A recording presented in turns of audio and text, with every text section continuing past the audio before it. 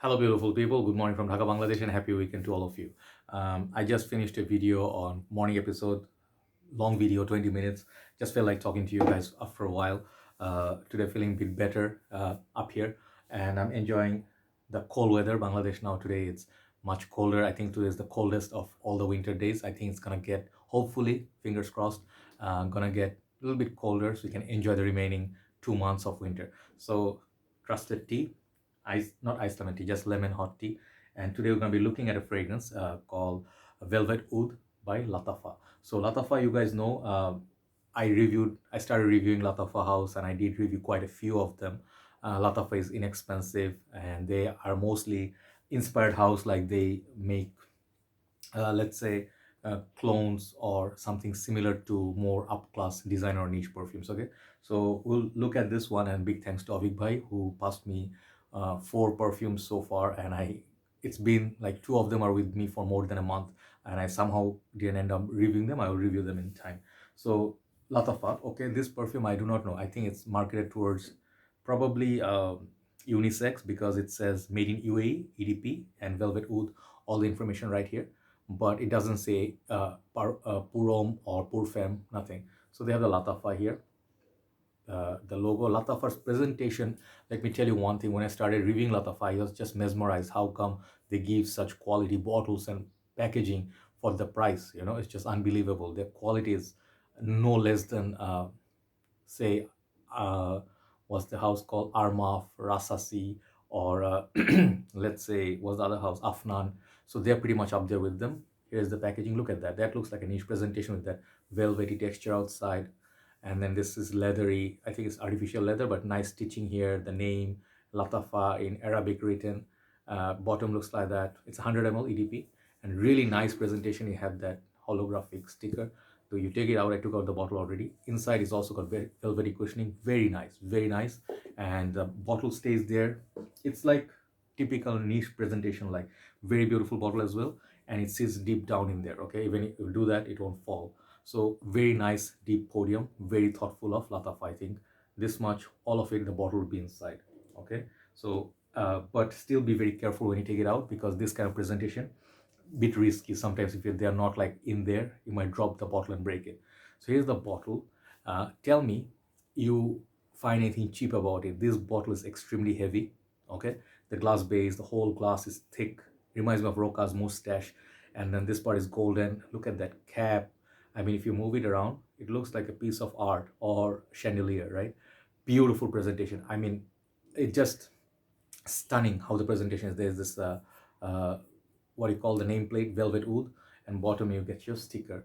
So really, really nice. I really love this. I wanted to buy it at one point, but I stopped buying so much fragrance nowadays because time's a bit tight. So even if I want to review, I don't want to buy everything just for reviewing. So I have it on the paper for some time, and let me just tell you what this is inspired from. This is basically inspiration of Tuscan leather. I'm going to compare that with Tuscan leather as well a little bit, but on most part, let's show this sprayer and talk about it. The whole thing is cap. You take it out, got good weight to it. This is metal, and then up there is plastic, and inside, if you see, the Lattafa is written. Very, very nice touch. Okay, it looks like crystal, but I think this is hard plastic. But the design, 10 out of 10 for the design. Okay, so let's spray this and talk about it. Sprayer, I don't think this is gonna be faked, but these look really premium, by the way, isn't it? Like Chopard with Maliki and those bottles. Sprayer is okay. Really, really nice distribution. This one, sense strength, when I tested it, this perfume was very good. If you know Nabil Serap Tradition, which is another Tuscan leather clone, performance is subpar with that. Like 5 to 6 hours easily you'll get from it, because Lattafa put a lot of oil in there. So performance is not bad, but it's not quite like this oud, like oud mood. Okay, and those are much more longer lasting. This one, I think you'll get 6 hours from it, longevity. When to wear it? Perhaps fall, cooler months, fall, spring, winter. That's the time. And this is definitely for unisex, you can tell. So when I smell it, I get a mix, like a not feeling. I get a mix sort of a vibe from this. It's not entirely Tuscan leather opening. It has a lot more fruitiness. It's kind of citrusy.